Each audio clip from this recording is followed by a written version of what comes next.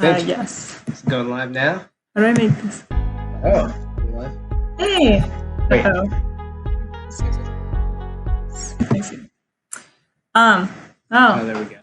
You're live. Woo! we're live. Hello, Live to the everybody. audience. Yeah, we do have a live audience of one. We have Issa here. Woo! She's very excited. If only you could see her. Friday Night Live. Friday Night Live. Yeah, so we are back from Arizona. Ramon is back longer from Arizona. He's And gone. Utah. And Utah. Yeah, you were away for 2 weeks in the southwest of the U.S. And I went out to join for a week when we did some climbing. You were out there mostly climbing before I got there too, correct? Mhm. Yeah. And yeah, so we survived, and now we have our drinks and the comforts of home and no more camping. So, Yeah, we went from our 90 degrees in the desert in a car with no AC to now it's come back with a little bit of a chill in Michigan. it's cold here. Let's go back. It was too hot. So, distraction. It's okay. So yeah, let's see. I think the video to start us off with is one of us hiking in. So I always joke, wait, let's find the video. This is the thing, we have so many videos uploaded. I was wrong. What does it put up? I think it was near the top there. I saw it. Not that one. It's still uploading. Okay. Well, so we do have some drone footage to share. Where's And this one? So we Let's took. see. I should mention we took the this drone out there with us. But then. and it flipped. Hey, I'm gonna play it again. So that if you're not aware, that's what happens when you haven't flown your drone in a long time and you don't screw on all the propellers all the way. So I was like, ooh, I haven't flown this thing in I think 6 years. And we actually replay the video. Start it from the beginning. Hold that.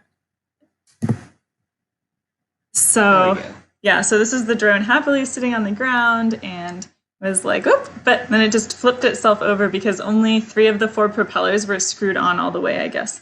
But I kind of think that maybe one of them just didn't start. I don't know if it's that I didn't screw them on all the way or not. But regardless of the reason, I was all excited to finally fly it, and it was sitting on the ground and it just went flip. And I was like, oh no, this is not an auspicious beginning. It's actually kind of a miracle that we came back with the drone in one piece. I had resolved to not come back with the drone because I have had it for so long and not flown it, and it's just been taking up space. So I was kind of like, well, if it crashes on this rock climbing trip, then that's one less piece of stuff that I'm storing in the garage. But it survived somehow despite crashing into a cactus. There was a crash landing, but we were able to retrieve the drone. And the drone was fine. But the second time, I think we just used it as a video recorder because it has an awesome gimbal on it, and so we could get really smooth video. But then it just ended up being quite windy, and we didn't want to. The second time, we were in an area where we were more likely to lose the drone, and we didn't really want to. Beyond the footage, we also didn't want to litter and leave a big piece of plastic and metal out there in the wilderness. So we end up using it as just a very smooth camcorder. Oh, I had thought that I'd uploaded the video that we took at the top, from my cell phone, but I guess not. No. Dropped. But just as a little overview, basically, I drove out to the desert on maybe the 10th or something like that, and I was out in Utah for a bit, and then I was out there climbing in Indian Creek for a few days, doing a clinic or participating in a clinic, and then Georgia came out and joined me in. Wait, sorry. So yeah, this is our drone. This is a successful drone flight from the top of a climb called Totem Pole in an area called Lower Devil Canyon. And so we're 120 something or 150 feet up there. It was a 2-pitch climb. And we ended up just hauling the drone up there and then taking it off from the very top there. So you can see it's not like a really great area to take off from. There's not very much space, but we did it. And this is my first time kind of actually flying the drone in the air in a long time. So it's kind of remembering which joysticks do what and stuff. If there's any climbers wondering why there's so much rope up there, the reason is because we used one rope to climb, and then we used a second rope to kind of drag the second rope to haul up the drone as well. And this was actually the first day that Georgia joined us. The first full day. Rather, the first full day that Georgia joined me, we ended up going to this area called Lower Devil Canyon, which is actually, well, I'm not sure what the status of it is right now. So back when I was there in 2015, maybe, the area was slated for a pit mine. And there's still activity by the mining company in the area, and they maintain some of the roads and things in that area. And so I'm not sure if the future of the area is still to be mined, but that was some of the contention back in the day. We wanted to go back, and I was really keen on climbing here again in this area before, in case it ever does turn to mine. It was very beautiful. And we saw a lot of cool animals there. So there was a black hawk that was flying up and down, like that green area you see behind us in the video now, like it was flying up and down the valley, like, they kind of sound like a crying child a little bit. They sound like I sounded just then. It was perfect. Yep, like a crying child. Oh, that looks pretty good.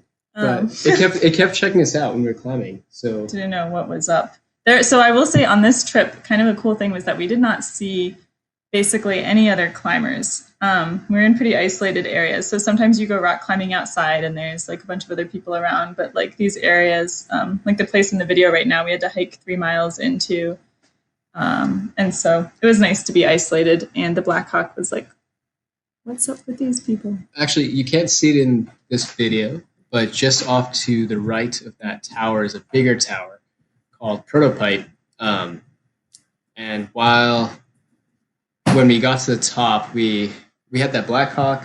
We had a peregrine that came out from the valley there and up by those cottonwoods and just perched right up on that tower next to us. And so that was pretty cool. They're my favorite animal, so it's cool to see a peregrine out there as well.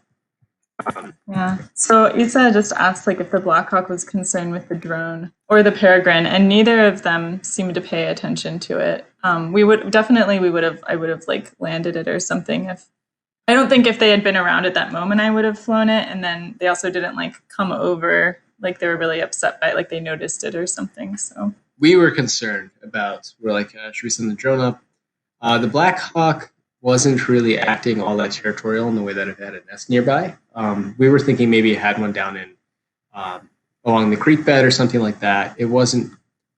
It was calling further down the valley, and when we were up there, it kept buzzing us, coming up closer to take a look at us, but not actually acting in any sort of an aggressive way. When we had the drone up, I saw it across the valley a couple times. The peregrine was also out when we had the drone up. Actually, probably the most the most unexpected thing. I've seen a Black Hawk the last time I was there too. The most unexpected thing there was not an actual bird. But when we were halfway up this tower and climbing, an F-22 just came out of nowhere, flying super low in the canyon. And I remember just letting go of the rock and covering my ears because you could hear the sonic, like this super, super loud. And I was belaying you. So I was like, I have to hold on to the rope so Roman doesn't die. There's like a crazy plane. I was like, it was really low. Like you're seeing the valley in the video. It was in the valley. We were kind of scared about. Yeah, it was. I wish I had a video of it. It was super, super low. I've never seen a fighter get that close to me before. It was really low and really loud. Yeah, it was super distracting. Yeah, I wasn't expecting that at all. Yeah. Especially in that kind of isolated setting. But there's a cool, you can kind of see just the top of the climb. I think this is maybe why it's called totem pole, because it looks like it has shapes on it, right? Like right now it looks like that's like kind of like a face or a head or something on the top of the rock there. Yeah. But you actually can't see the way we climbed up because we right climbed now, up the back side of it. Yeah, so we climbed up, it's like there's a north and northeast side, and this is, the drone is on the southern or western side of the formation. But it's pretty cool climb. It's really good to get out there again. So I'm going to show our other video is finally uploaded. So this was the last climb we did. So we did kind of like 3 full days of like adventuring. And there, we decided not to fly the drone here for a lot of reasons. This is just me holding it and walking with it. But one reason, there is a nesting peregrine very nearby. Yeah. Who was just kind of clearly like actively nesting, and just didn't really like the fact that we were around at all, even though we weren't right by their nest or anything. Yeah, it was cool. Ruman was scared, but not scared. Well, there's raptor. I mean, often at climbing areas, there are raptor closures, and so there were a few climbs that were closed, and so we didn't climb any of those. But we were like next to the climbs that you're not supposed to climb on when they're nesting. So we're like, oh, okay. Like, you know, they say that we're far enough away that it's going to be okay. But the bird did not agree. I don't know. Like, yeah, when I was on the upper section of this one climb, which was fairly exposed. Yeah, so there's the climbers trail here is actually pretty cool. It's just like a little weakness that falls up the edge of the cliff. So even at the very base of most climbs, you are quite a ways off the ground. You can see this creek down below, and really pretty area. This is in central Arizona. I'm not really saying exactly where, but it's just really pretty area. Lots of red quartzite. Everything is flowering there, which is really cool too. There was yuccas flowering. There were I don't know what those plants were. The little guys there could show up in the video. The little red flowers. Oh, the red things. Yeah, I don't know. Maybe someone can tell us. Where is our plant experts? Yeah. I mean, yeah. So one of the other reasons we didn't fly the drone here is because in this like really big canyon, we didn't have very good satellite signal to help like stabilize the drone, help it kind of hold its position despite the wind. And that's the third thing. There was tons and tons of wind, and so even climbing, it was like really scary because you climb up just like a few feet, and then suddenly it's as if you're really high up, and there's all this wind blasting you, and the peregrine is like, "Whoa, what's going on? Why are you here?" And so it was quite the experience. Yeah. Yeah, we went up this one climb, went up this arête, which for non-climbers is this feature that kind of sticks out. It's like almost like a corner that sticks out, like an inverted corner, so to speak. And they're really fun to climb because you get a lot of exposure. So if you step out of the arête, you have a lot of air underneath your butt. But it's exactly that. When you come out of the corner, suddenly you get blasted by the wind, and that's what being really high up in the arête.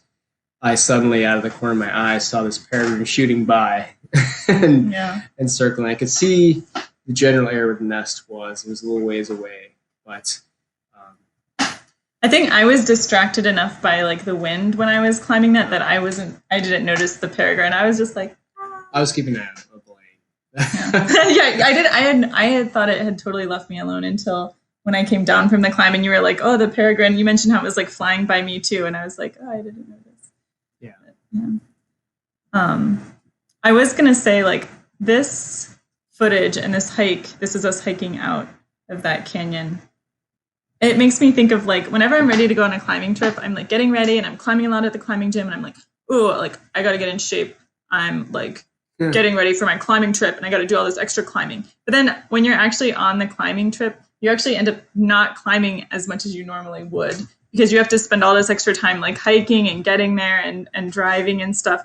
So like if I was really honest with myself, like the hiking is what took it out of me. Like I was like, oh my gosh, this backpack is heavy, and I'm carrying this rope a long way, and I'm trying to carry the drone too. So like really, yeah, if I was honest with myself, I would climb less before a climbing trip and like do a bunch of like hiking, backpacking stuff, like around the neighborhood.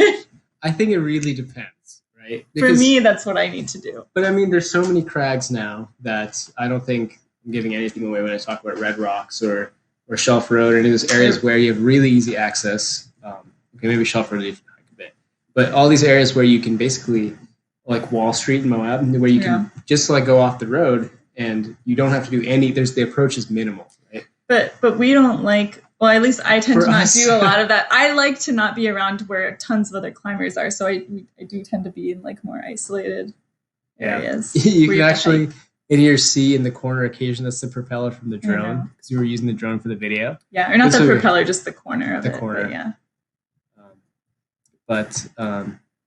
Yeah, so for what we like to do, which is, I guess, sometimes in areas which are a little less well known, to avoid people. Yes, the approach is more intense. Might be a few hours of hiking. Well, and especially when you have like, I went from Michigan to Arizona, so I was kind of like a 3-hour time difference. I had like sort of, jet lag and heat exhaustion. It was suddenly way hotter, and then suddenly all this hiking, which like in COVID, I just sit in my living room. Like that's my life. It's like going from my bedroom to the living room. So I had a difficult time during these hikes. I will say after this was like the last real day of doing stuff, and after that we went and got some Mexican food, and just like, that plus the cold drink was amazing. It was so good. I felt good knowing that was the last day, and we got a watermelon. I guess that was after the second day. You asked me beforehand, you were like, Georgia, are you going to finish the watermelon before you have to leave? And I was like, yes, I will definitely finish the watermelon. I woke up in the morning and like came out to, I had cut a quarter of the watermelon off. And Georgia couldn't find the knife to do that. And so she had like dug in with a spoon and hollowed it out to like, it looked kind of like, for those of you who watch The Mandalorian, like Baby Yoda's little like flying crib, it looked like that thing. She like completely dug out one side. I actually wonder. I'll try to find the photo on my phone. It was like quite, I don't know, uncivilized. It was impressive. I mean, it was a large watermelon, and I couldn't believe that she ate as much of it as she did. I thought I would have eaten more. The Mexican food I wasn't planning on. Wait, let me switch this. This is video real quick. Yeah, the hike is just continuing, so later. You can kind of see like the weird. This like part is scooped. Oh yeah, and like there you can see. Wait, there you can kind of see like Ruman cut it after my excavation efforts. I also cave, so like at my heart, I was building a little watermelon cave. We're coming up on Ruman's discovery, which I don't think I got on film, but where he found a prickly pear tuna. cactus. I found a tuna. I was very excited. Also known as a tuna. Prickly pear fruits are very tasty and also very pretty, and I found a perfect one to hike out.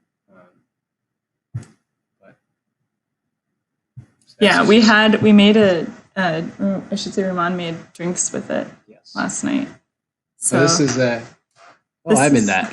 Yeah, so this is a tiny photo of Ruman climbing in this area a couple hours from Phoenix, which shall not be named. But yeah, you can see tiny Ruman kind of in the center left of the photo in his same hoodie that he's wearing now, I believe. Yeah. So like climbing photography gets tricky. Yes, thank you. What a shot. It's my shot. Well, kind of, Ruman told me where to go and how to use the camera. And so he kind of clipped himself directly into the rock there, so he's a little bit safer. And then as a sort of double backup, I tied the rope that I had been using to belay him. I tied it to a bush. Yeah. So it's a little tricky doing climbing photography when there's only two people, because one person's to belay and the other person's to climb. So in this case, we were in a section where the way Georgia basically secured me, I could move up maybe a couple of feet, but I couldn't really fall. Like I could fall, I wasn't going anywhere. I I also wouldn't have been able to come down in this case until he came back. But Yeah, I'm also clipped in when I took this photo actually, because I had to like kind of go out and I wasn't comfortable, so I also clipped myself to a bush. We're all, very, very safe. What other? Let's see. Here's another photo. Goodness, I think this probably is I think it's the same. photo. I think it's the same photo. Maybe it's not the same. Whoa, it's a video. Video. Interesting. Interesting. Is this the same one? This is the one we already showed. Get rid of that stuff. Okay, that one's actually you, Georgia. So I actually climbed out of the rock ledge. Ruma, I looked back when I was climbing. I was like, it's not gonna let us see very well. It's a little dark. Somewhere in there is me. I see you. You're that little dark smudge right there. I wish we could use like a pointer thing. I'm a tiny black dot. Yeah, but this is good because it gets like the height kind of the thing, and you can kind of see the line running across like midway up the cliff, midway up the canyon. Trail. Yeah, which is that line is like the trail that you kind of walk along. So yeah. Let's see. Maybe it's this one. That one is.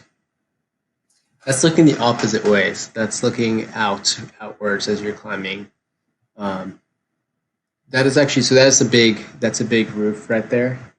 That section the chunk of rock that comes out kind of over the big overhang thing. That's actually a climb that I really want to do, but right now that one is closed because of the raptor closure. So if you went another 50 feet above that, that's I think where the peregrines are nesting right now. Let's see. Let's let's back up for a second. I feel like nothing from my phone actually went on here. Okay, let's do highlights of real quick, and maybe you'll incorporate some stories of some of these other photos. What was on this trip? Let's say, what was your scariest moment? Scariest moment? Well, I think we know what it was. I think we have the same scariest moment, maybe probably. Not. So I'm gonna click on this guy. Is that it? Oh yeah. Okay, so this was we were in the Sierra Anca wilderness at this area with this canyon, which you. I have some history with this canyon. Okay, yeah. First of all, yeah, Issa says, "Ooh, what happened?"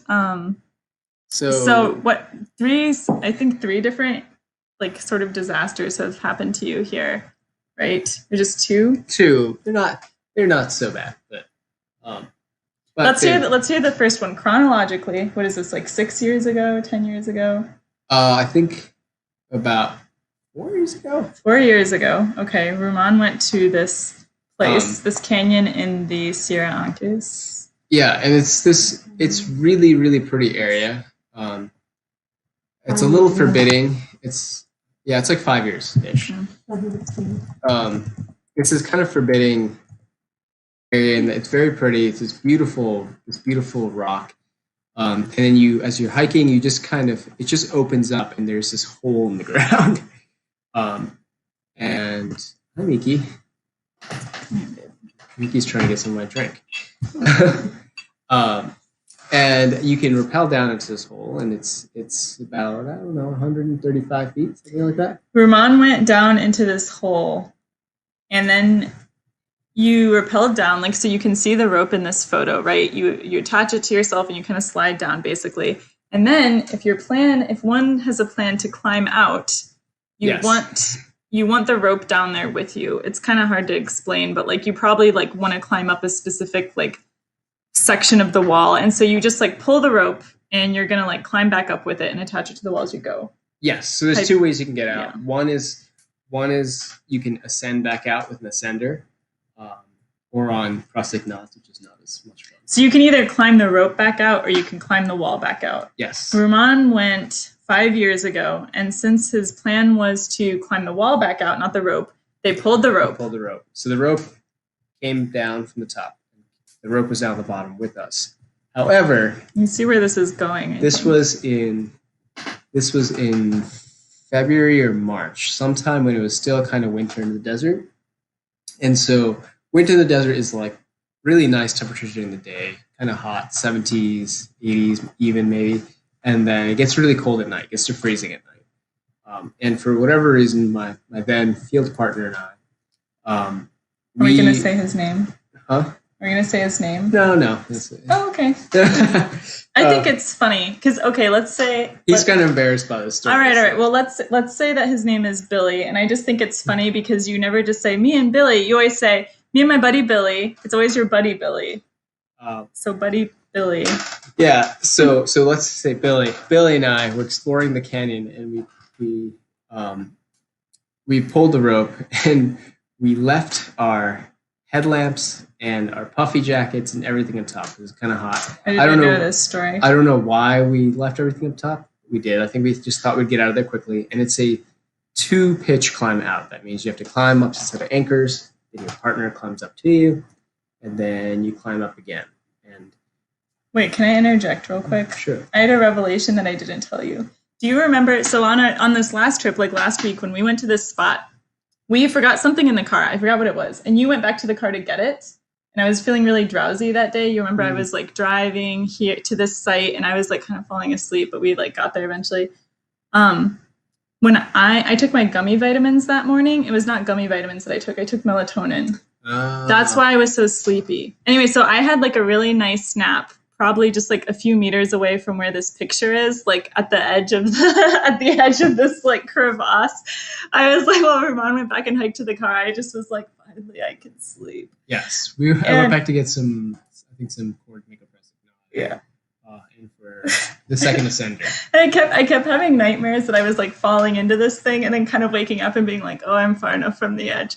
And like, and then when I got back here, I was like, oh wait, my melatonin gummies like have this texture on them, like that's what I ate. Anyways, mystery solved. So I had a really nice nap near here. But anyways, you went down, you left everything useful at the top and you went down into the pit and you pulled the rope behind you so that it's hard to get out without like climbing up the rock. And then we took too long to explore the canyon. Actually, we ran into... You got distracted. Yeah, we actually found a baby Mojave Green rattler down there. So I almost put my hand on it. But the thing was getting cold and it was like, it couldn't move because it was cold. Really. Mm-hmm. But anyway, we came back and then the sun was just dropping really quickly, getting really dark. We had no headlamps. And the easiest route up this way, this canyon wall has a kind of a what's we refer to as a PG-13 section. It's if you fall at that area, you might get hurt. You might break your ankle. This is going to sound ridiculous to non-climbers. Like, oh, if you fall, you might get hurt. Like, basically, it's like about how clean the fall is, right? So if there's like a lot of like you have a rope sort of attached, so you're going to fall a certain distance, but it'll be controlled. But sometimes even if just falling a short distance is dangerous because there's like big rocks sticking out and stuff, you're going to hit your head in. Yeah, this one had a run out, so there's a lot of space between the bolts, and it was kind of blocky, so it wasn't clean. And so we were like, this is not safe to do, especially when we can't see our way out easily.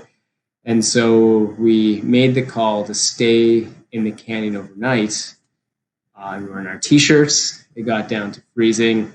And so my partner and I used the rope as a blanket, and we spooned. We like took turns spooning and doing jumping jacks and like switching off who got to be Little Spoon, because Little Spoon was warmer than Big Spoon. So is Billy embarrassed by this story? Is he embarrassed by like climbers' pride of getting stuck down there, or is he embarrassed by the spooning? I don't think he cares about that. All right. I think he cares about the climbing. You don't like. Yeah, stupid. There's a lot of pride. No, like there's a lot of stupid that went into that, which is why like that was a very preventable situation. But we ended up climbing out in the morning, kind of like weak and feeble, and so we got out of there. And 2 weeks later, you had to wait for the light to come back to climb out, right? Because you left your headlamps at the top. Exactly. Yeah. But then also the week, like by the morning, the cold and the hunger like makes you a little like you're just not as strong as you would have been. Right. But we were glad to get out of there, and Yeah, it's a tough situation. So Ruman and I this time we were like, we are not going to let that happen to us.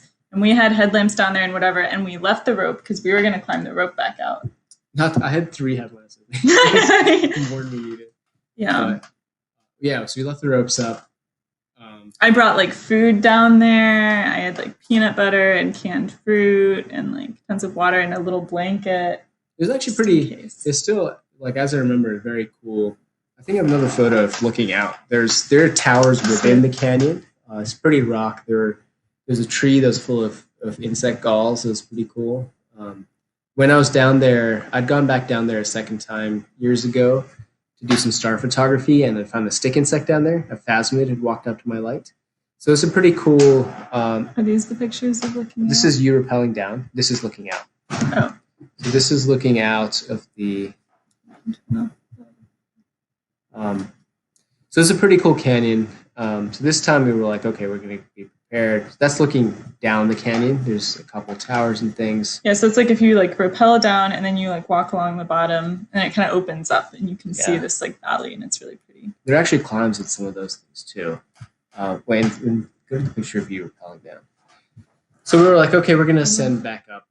We're going to have no problem. We have ascenders. This one? Yeah. Man, I have to lighten those. They're really dark. Also, things are kind of like dark on my screen too.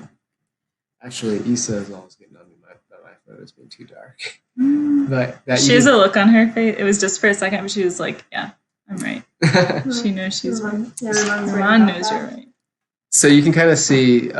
This is actually Georgia rappelling down. You can see her yellow helmet and her backpack hanging off her harness, and then there's the little like area in the sun where she was napping before. Such a great nap spot. So we were like, okay, we're gonna send back up these ropes. Now, typically, when you canyoneer or you're doing or cave and you're ascending these ropes, you use static lines, and as opposed to climbing, you use dynamic lines. And what that means? Yeah. So I mean, like when you get ropes, there's like different things about ropes, right? They can be like different thicknesses, different lengths, obviously, but also different amounts of stretchiness, right?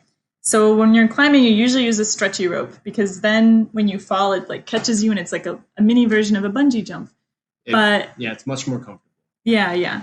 But for canyoneering and stuff, you usually use a static rope with not very much stretch to it.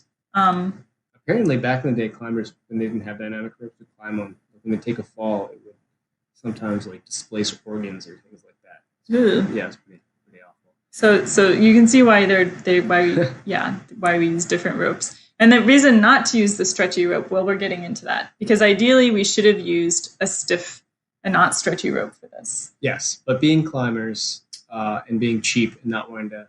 We only have stretchy ropes. We only have stretchy ropes because you can kind of use them for a lot of things you would use static ropes for, but they're just not ideal. And because ropes are not cheap at all. Yeah, so we were going to climb our stretchy rope out, and you kind of like, you're not like rope climbing like, you're like attaching gear to the rope, and this like metal gear like slides along the rope, and it can slide up but not back down. Hypothetically. They have these little tiny teeth on them, so when they go up, the teeth catch into the sheath of the rope, and that's what keeps you on the rope, basically. Yeah, we should have, it would be easy to show here. But here's the thing. And the other thing about these things is like they're good. They catch on the rope. Like you can like lean back and like weight it so it'll hold your weight on the rope. But like if you are like above it and it's not like tightened, it's not weighted, and you kind of like fall on it, it's not necessarily going to catch you because it's not intended to work that way. Yeah. You hope that it does, but it's not like guaranteed. And so we were basically having a problem where we were like sliding these things up and then weighting one, and then you slide the next one up and weight it, and like, but they started to slip. Yeah, the closer I seemed to get to the top, the less like I'd move one thing up, and then it just like, and you're like, come back down, and I'd be like, that's a little freaky. Yeah, and it like, so like how deep, how far is this? Do you know? How deep is this? Like, how far would you have fallen if you fell at the top? At the very top? I think 130 feet. Right. So this was a really big fall, and it's really freaky to be up that high and then have the, like, soul thing that's attaching you to the rope just be like, Yeah. and I was like, this might be when I die. And it didn't really come into play until we were a good ways up off the deck. So once we were like maybe, I'd say at least 70 feet, that's when it like really started, and then it started getting worse and worse and worse. Yeah, and at first, like, so you have two attached to the rope. So like, I was like, it must just be one of them. Like something's weird about one of them. But then they both started doing it, and so I wish that we had some like, I don't know, physics people here or something. We're still not quite sure. Well, I think part of why we think it was happening is that we had sort of a narrow rope, like within the appropriate range for this device, but the lower end of that range. But because it was a stretchy rope, we think it got even a little bit skinnier when we weighted it. Yes. Because it kind of like stretched and stretched and stretched. And so I want to weight it again and measure it, because I think like the minimum was like 8 millimeter and we had a 9 millimeter diameter rope. So if it stretched more than like a millimeter, it was like too narrow. The rope was too narrow for this thing. Yeah, one of the things that I don't really know that we were talking about, that maybe as you get closer to the point where the rope is anchored, when you have a lot of weight on it, that's the skinniest point or something. And so we were thinking that's why as we were getting to the top, that's why it was slipping the most there. Maybe it's the skinniest here. But we made it out. We're alive. Yeah, and then so like we talked about like what could we have done in that moment differently to like add a safety thing. And I remember thinking when I was getting to the top, I was like, I should pull up some of this rope behind me and tie it to my harness so that I can't fall. Like the rope is anchored at the top, and then if I'm tied into part of it, I'll fall like 10 feet and then get caught by the rope. I won't fall like 100 and something feet to the ground. But by that point, the rope was like so heavy. You have so much rope down below you. And because it's also good to have like tension on the rope as you're climbing, especially when you're trying to get started. I had tied my backpack to the bottom of the rope, so it was like pulling it down. So I remember like pulling on it and kind of being like, can I tie something? And I didn't, because I was like, it seems like it would be really just hard to tie a knot. We talked about it. I think that probably what we could have done is just under where we had the device, we could have tied a knot, or even if it's too much weight, maybe use a carabiner to twist a clovitch in there. Basically anything that, these things have a certain diameter. Like they're not meant to catch a fall, but if it slipped, you basically want something so that as you're sliding down, you run into something that can't pass through your device. So even if you get stuck or whatever, you're not going to fall all the way to the bottom. You're just going to fall as far as that knot is in the rope. Yeah, I do remember because I was thinking about it more. I remember thinking that like I wasn't convinced it would catch unless the rope was tied to my harness, because those ascender things can come completely off the rope if they're not weighted. Do you know what I mean? And so like I wasn't convinced it would necessarily catch, but it still would have been better to just tie a knot like in the rope than necessarily like tie the rope, like a knot in the rope and tie it to my harness. But I was going to say that they one of them had the GoPro mounts on it, but the other one has a beaner lock on it, right? Mm-hmm. Which doesn't let the thing open anymore. So you at least have a fixed diameter is to where the carabiner is going through. That it shouldn't be able to go, because that's a chamber like this big, right? Because it's like this thing, and there's a carabiner through it. So I don't know. We should test. I'm not convinced, but that the rope would stay on there. But anyways, this is like probably getting into details that people don't understand. But that was definitely the scariest moment. What about, I don't know, the most beautiful? What about we should just suck it up and spend like a couple $100 on static rope. It's true. A little bit less than that. But like, okay, what about the most beautiful or wondrous moment on the trip? There's a lot of cool moments. Go ahead. I was going to say it's definitely cool getting to the top of the tower, especially after falling on a hard part a couple times. And then there's I'm just putting up a random photo. Oh, yes, that's actually from New Mexico. Whatever. That's from your drive back. The Monterey walk. What about there was a what? What were you saying? There's one. So after we finished the tower, I rappelled down, and you stayed on top of the tower. Georgia stayed on for a long. Yeah, that one. Oh, one of these. And so that Georgia was very sporting and like stayed up there in the sun so I could take photos. I feel like you're talking about my most wondrous moment. This is Well, as a photographer, it's fun to do. So there's the tower. Georgia's on it. Yeah, so if you look at like, there's a rock kind of in this very center, the leftmost rock that's like partially in shadow, that's like a spire. At the very top of that, there's like itty bitty person, and that's me. That's Georgia. So that's the tower we climbed, and there's the bigger prototype next to it. But it's just the prototype is the tower to the right. That's almost fully in shadow. The like a shadow one. But the one that's kind of like a third in shadows is Georgia on top of the tower. That was definitely even. It was a really good feeling because it was the first day, and we got to the top, especially because we had a little bit. There was a hard section on there, and I think that there's a hard section on that climb, sort of towards the beginning of it, and so it was kind of frustrating to be like, "Are we going to be able to get up this thing?" Yes, and I'm convinced that it's because a hold has broken off or something. I think the climb has become harder. I think it's become a little bit harder. It wasn't where I was expecting for it to the hard part of the climb.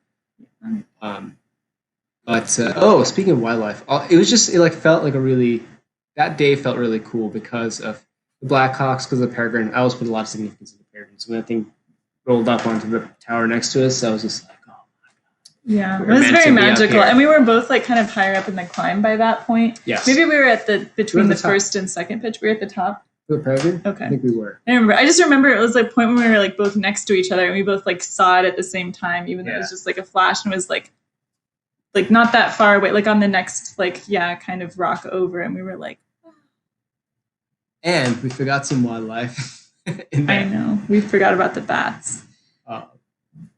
There was a crack at the top of the climb, and as I was climbing up, I initially shoved my hand partway into this crack to get a little bit of a grip as I was pulling myself to the top, and I heard this kind of sounded like angry squeaking. It was angry squeaking. It didn't just sound like angry squeaking. I was like, what? As someone who has held many bats, restrained them against their will, as angry squeaking. They're like, well, the thing is, I didn't initially know what it was, right? And I was like, where's it coming from? It's not a familiar sound. And then I was like, it's coming from inside the crack. And so I looked inside, and I saw two bats just hanging out, just squeaking. And so then I tried not to bother them for the rest of the time. I was really glad that they were clearly mad at us the whole time, but they did stay in their little crevice, in their little crack in the rock. Because here's the thing, sometimes they'll get scared and they'll fly out, like if a climber will disturb a bat or whatever. And then, they're not the most adept flyers. They're kind of fluttering around like a big moth or something, and it's a hawk or something will just pick them right up. So and they're easy prey. So I was glad that they were not distressed enough to leave the crack. Yeah, I'm glad we didn't feed that black hawk. Yeah. And there ended up being, there was definitely way more than 2 in there too. I think there was probably maybe 10 or something. It was hard to see them all, but I bet that it was moms with babies in there, I think. Yeah, it was cool. It was cool to see them in there. It was unexpected. I was feeling triumphant at the moment because I was at the very top of the tower. Yeah. At the top. Yes, did it. And the bats were like, welcome to our world. We're like, get out of here. We hate you. So I definitely enjoyed it. I thought that was super cool. I really want to, I tried to put, all right, you keep talking. I'm going to try to get that video onto here because I didn't do it before. Well, while you're doing that, did you have a particular moment that you were? Well, I really liked being at the top of that climb while you were photographing me because it's it's not very often that I don't know, you climb and you're with your partner, and it's this kind of nice thing because it's this endeavor that you're doing together. I feel like I have to put up the drone video again while I'm sharing this stuff or whatever. But yeah, I mean, so you are with your climbing partner and it's you have an objective that you're working for together, and you're kind of it's hot and you're tired and you're trying to keep track of safety stuff. You're trying to make sure you're safe, you're trying to double check that your partner is safe, and it's very much like it's fun and it's adventure, but there's also like steps and important communication things, and it's almost kind of like a weird, like, I don't want to say like a business partnership, but it's kind of like you're like it's like business time. It's very task based, and that's how you stay safe, right? Yeah. So, yeah, and like so, and it's not just staying safe, it's also like communicating with your partner and making sure that they're like in a good headspace and that they're doing okay. Like, are they dehydrated? Like, if they're climbing, like, do they need more slack? Do they need less slack? Like, it's like there's kind of like this kind of like constant like connection of some sort. And so it's kind of weird. It's unusual that you have a moment. Like, you can see Ruman and I, we're both next to each other at the top of this climb right now. And so for the photo, Ruman, like, that's another reason why we had so much extra rope, is you rappelled all the way down to the ground first, but without pulling the rope. So we had to have like extra rope that I could like have, you know, enough rope to do that too. And like, without like pulling it part way and like doing a second rappel halfway down. But like, so it was kind of a unique experience to be at the top of a 2-pitch climb by yourself. I really enjoyed that. Yeah. I was worried the whole time because we've been in the sun all day, and I was like, Georgia, I kept being like, Georgia, are you okay in the sun? And I was running up and down that. You can see in the back, there's like that this side of the canyon, and I was going up and down that trying to find different angles for photos. Yeah, you were worried about me. I was worried about you. You're like running like all up and down. Like, I shared how much I hate hiking, and it's like so exhausting for me. Ruman's like running all up and down, like getting photos from different angles, and I was just like sitting there. And granted, it's in the sun and the wind, but it's also like really surreal. Like, I had along with the drone, I had brought up like extra Pedialyte and stuff, so I had stuff to drink. And I might have even brought food up there. I don't know. I like to make sure I have things to eat and drink. But like, yeah, I remember just looking up there and thinking like, wow, this is like, it's like you're Rapunzel in like a castle or something, or like some like small god in a Terry Pratchett book who's just like, you know, like up high and apart from everyone else, but also like doesn't really have any power and is trapped or something. No one's going to understand these references, but like, temporary dominion. Yeah, it's a weird combination between kind of being like feeling like you're in power in a sense, and you have all this perspective, and you can see all these things happening, but also you're simultaneously kind of powerless because you're like trapped in this little thing by yourself. So I guess that's where the weird like God references come from, and like Rapunzel references, because I don't know, these are the things I was thinking when I was up there. So it was a really interesting experience for me and really fun. And I was really glad that you'd been up there first too, and so I could be like, oh yes, that is a blackhawk. I wouldn't have known what type of bird it was otherwise. And like, oh yes, that is like prototype over there. And so, you know, and that is like this type of cactus that Ruman told me not to get close to down there, and which I later crashed my drone into. But yeah, it was pretty cool. And it was just all of that spot, just because there was just nobody. Actually, of all the places we went, we did not run into a single other person. Yeah. Not one. Although we did hear people when we were climbing this, I remember. And I was like, oh no, are they going to come over here? But we never saw them. We just heard them. And there is a place you can drive to relatively near that if you have like a more hardier car than we had. But I don't know if it's them who left us water or if the water was even for us. But when we were hiking back out, you know, we had another like long 3-mile hike out. There was like an arrow in the road made of sticks. And we were like, oh, what is this arrow pointing towards? And it was pointing towards a stack of water bottles on the side of the road. And they had a note under them that said, for you. And they weren't there when we hiked in. And we were like, you meaning, is that us? Is it like, I don't know if it's like used like us specifically, or just like someone was like, we have extra water, and we were like leaving them for anyone who happens to be out here. I don't know. We left them though, because we had plenty of water, but hopefully someone else. They were in a good spot where they weren't gonna. I was like, they're not gonna get degraded, and just someone's gonna eventually get them and use them. But yeah, so this was my favorite. I liked all of the spots. This was my favorite for sure. Mm-hmm. Well, I was curious if you were going to mention your woodland friend. My woodland friend? I was thinking, yeah, like your spiritual moment or whatever. You know, wait, like the aha. Oh. Aha, ha, ha. I maybe it's not special. Yeah, but on the last day, there was so this is an elk that I got a photo of that was hanging out, and in the sunset, and it was pretty cool because I was very pleased with. I've seen elk with a huge set of antlers, like a proper rack of antlers, and I've seen ones with like little nubs. And this guy had just like these two, looked like antennae or something, just like these two velvet covered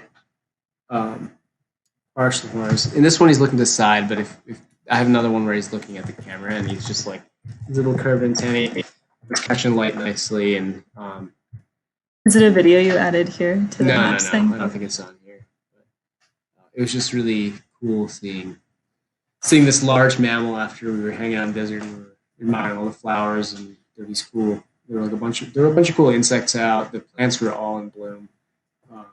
Yeah, so this is also like higher altitude than we were the other days, and so we went up and we were like, wow, it's moist and there's greenery and wildlife, and it was cold and it rained on us too. It actually rained a bunch on us that morning. We were like, are we gonna be able to climb? There's a bunch of water in the tent. We didn't even like bother to put up the tent correctly because we were like, what's the point?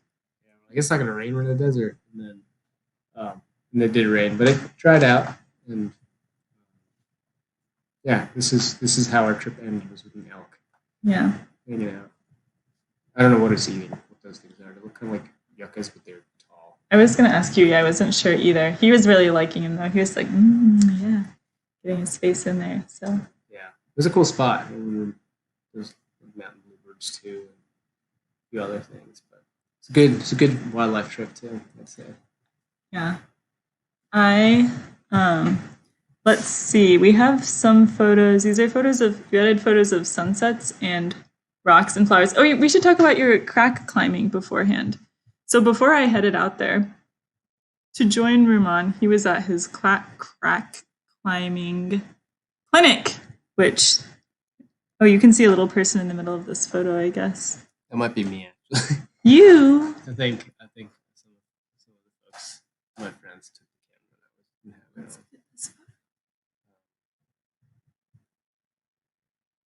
Yeah, these are friends of mine. These are friends of mine climbing in Utah, where there are these beautiful desert splitters, these beautiful pure kind of cracks that are in the sandstone. Is that the definition of a splitter? A beautiful pure crack. Yeah, I would say. I mean, when you climb at the red out here and all of that, it's kind of like you'll have face holes and then you'll have some crack sections, and the cracks are like kind of variable, whereas a lot of these were just like these even-sided. They may flare, get narrow, but just whoosh. It's like a similar width crack the whole way up, is what you're saying. Yeah. And so that was the definition I was trying to pull out of you. I know that the definition is in a beautiful crack. And you just see a crack and you're like, wow, it's really beautiful crack. It's a splitter. Just no. An even crack. Okay. Yeah, and so this is actually, this picture is not in Indian Creek. Indian Creek is actually going through some. It's going through a whole thing right now because it's gotten so much more popular over the past few years, and so people are talking about whether it should be permitted. Like you would have to get a climbing permit to go there and stuff like that. Yeah, because it has become so popular. Though I will say that, and part of this is also there's been some defacement of rock art in the area, in like petroglyphs. People have messed up. Yeah. Yep. Or they've like spray painted near them or bolted near them. There was one where somebody put a bolt on one. There's also another one where they scribbled all over one and wrote "white power" over the panel. Oh, wow. And obviously, I may doubt that was the climber who did that. But the point is that they're in like those areas have rock art. They have these ancient these dwellings, these cliff dwellings as well. There's actually a photo I have here, which was a crag which is adjacent to cliff dwellings. You can see them across. Yeah, go find it. I saw it you showed it to me on your camera or whatever, and it looked really cool. And so they're kind of trying to figure out I think climbers actually take pretty good care of it. They're like this strong leave no trace ethic out there. Especially in but you always have climbers who come from other areas or who just come from different there's so many climbers now. There are a lot of different climbing subcultures. So, climbers. Well, you want this one to go away? Yeah. So this one, for example, it's hard to see this photo because it blended really well, but actually along the base of the cliff here, there are cliff dwellings. And so it's just a very unique and special area, and this is kind of the issue in general with climbing exploding popularity the way it has, is that how do you keep these areas from showing impact, and how do you preserve for the folks who live there and for the folks who also are going to visit there, and keeping the character in place and not letting it, because there are crags where like there are issues, people like poop all over the place, or leave dog poop all over the place, and it's just well, and I mean, I don't think it's even so clear, because like sometimes it's very clear cut. It's like you're not following proper, like, I don't know, poop practices. They're being flagrantly violated. But a lot of times, like even in places where people are trying their best, especially like desert ecosystems that aren't used to a lot of wear, like they have like photos over time you can see, like I think maybe there were photos of Red Rock like this, where like you can see how like the vegetation kind of comes up to the cliff like decades ago, and then year after year there's just like this bigger and bigger area by the base of the cliff that's just like flat sandiness with no like, you know, plants or root protection, and it's going to be prone to erosion and yeah. So yeah, and it's tricky. Like, how do you? Part of it is that some people try their best, they just are not well educated with that stuff. They don't know. They'll see a trail and they'll think that's the trail, and they'll use that. And these trails which aren't the main trail will suddenly get more traffic on them, and but then how do you deal with, like, you don't want to have a super heavily marked trail and basically turn it into a staircase, and so Access Fund is dealing with some of this stuff. Yeah, Access Fund is a good organization that tries to kind of like, I don't know, it's kind of like a way to like combine these things and like funnel money and education and resources and stuff like that to like preventing some of this stuff and dealing with education. But I mean, I've definitely had climbers and like pretty like established climbers too be like, oh, don't mention to anyone that you saw a bat there, because they're like paranoid about it being like an endangered species or something, and then like the route getting closed. So there are definitely like subgroups of climbers who get annoyed at, oh, this set of routes is closed for part of the year because the raptors nest on it, and and this one might be closed because some endangered like plant or bat or something ends up there. And so like, I mean, it's hard for me to, I don't know, it's so different than my mentality of thinking, because we're both such like biologists and naturalists and climbers. Yeah, we're like, that stuff comes first. Yeah. It was really refreshing, I will say, this past time. Some of the folks who I was climbing with, who are locals to the area, were talking about how raptor closures were, there's certain birds were starting to nest more as they closed areas off, and that they were excited and happy to see that. And I was like, oh, that's awesome. Yeah. I think locals are probably more invested oftentimes. I would hope so. Yeah. Yeah, that makes sense. And folks who come out of town, they're like, you want to use their time, like, oh, that climb is closed. What? Yeah. Yeah, like I mean, we were sad when you couldn't climb like that one route you wanted because of the peregrine nesting, but the route was actually called Falcon's something or other. Kestrel's Last Stand. Kestrel's Last Stand. That it was definitely like, this is my last stand, motherfuckers. Like, get away. Yeah, but yeah, I don't know. Yeah, maybe it's more for the climber's safety that route is closed during. I'm glad that they. The birds would not be happy about it. Yeah, I mean, yeah, good for the birds. So I mean, yeah, but like it's sad to travel somewhere and not be able to climb like the route that you had your heart set on, maybe. But the wildlife, the area comes first for us. So yeah. And then just before, I wanted a day off I actually did climb that day, but then I ended up doing a scrambly thing. Tell us what a scramble is. Is it when you make eggs? Scramble is something that's not quite true climbing. You don't really need your hands to get up it. So there's this mesa here. So you're probably using your hands to like kind of help you climb, but more like a crawling and like balancing. Not necessarily. But you wouldn't need to though. Yeah. But you often end up. Yeah. Yeah, and then they kind of divide it into kind of like fifth class is considered rock climbing, and you go down and you have fourth class, third class. The third and fourth are both scramble. A fourth class is kind of third. Is scrambling with exposure. So if you mess up and you fall, you may break bones or die or something. And that's kind of what this. And what's flocking? second class. First I guess. Class. um, But walking is the base. Sorry, I thought that Yeah. was cool when I first learned it. I'm like, yeah. wow, everything from like walking to climbing has like a different like number grade to sort of be like, what is it that you will be doing? Yeah. And so when I climb up this thing, it's actually a lot bigger than it looks in this photo. Wait, what is this again? Is this This is a mesa. the one? Is this where you went before I came out to join you? Or? It is. Okay. It overlooks one of the most famous features in the valley, which is the most classic desert tower, I think, which is Castleton. Okay. And so I kind of wanted to get up there and get a photo of it. This one is it's kind of a sketchy. It's sketchy getting up there. It's yeah. I mean, it was very pretty. The flowers. I actually don't know what those flowers are, but there are other flowers up there as well. And this is a talus slope that you have to get up to the base, and then that wall is about 5 pitches of climbing, let's say, and a pitch is, I don't know, I'd say 60 to 100 feet of climbing. And so this is what it looks like from the bottom. And when I got to the top, wait, but you didn't actually climb this, right?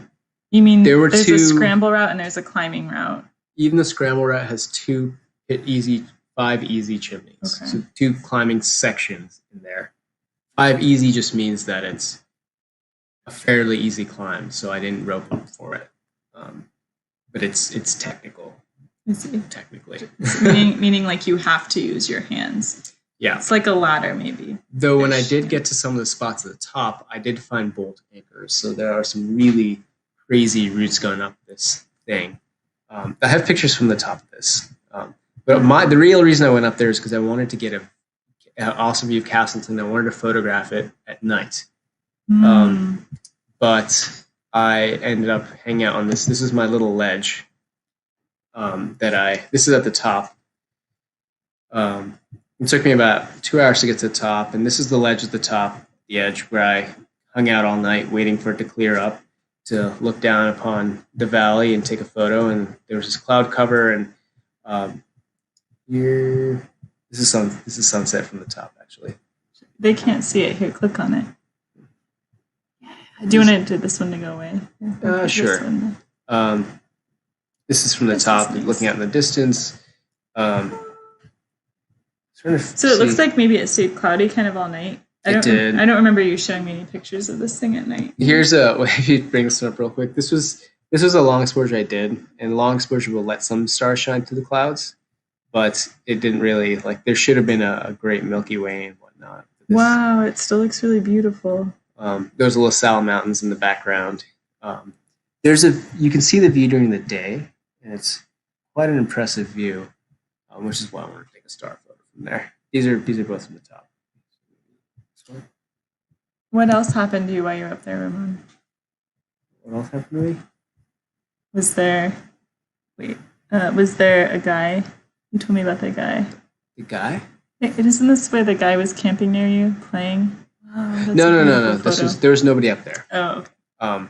That's why I was so confused. Yeah, that's Castleton in the distance, that little tower thing.